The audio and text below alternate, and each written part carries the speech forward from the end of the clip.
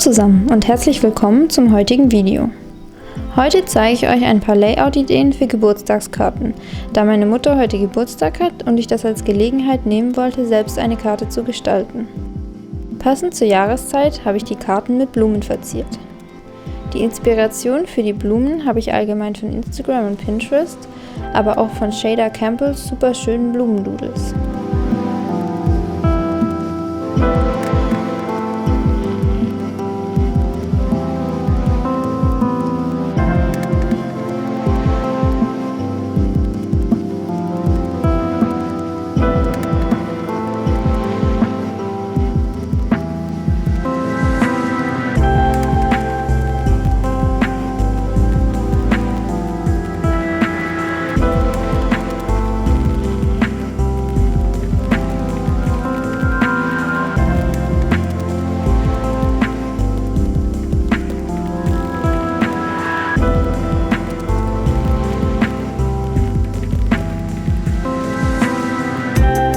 Die Schrift auf allen Karten ist eine sehr schön geschwungene Schreibschrift, da ich diese Schriftart sehr mag und sie auch gut zum Blumenthema passt.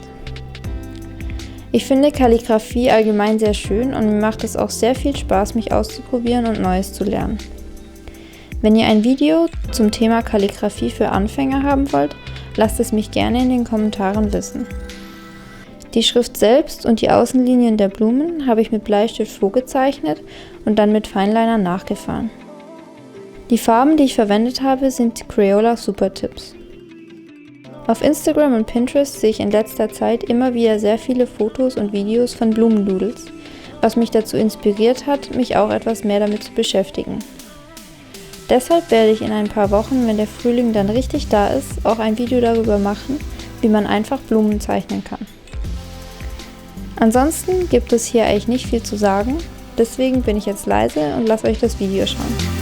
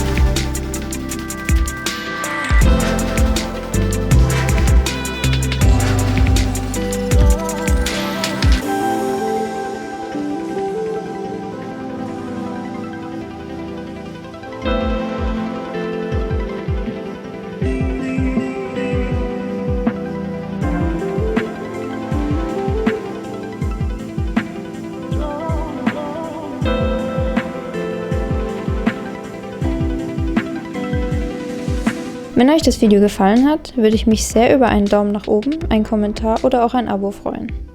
Ansonsten hoffe ich, dass ich euch beim nächsten Video wiedersehe.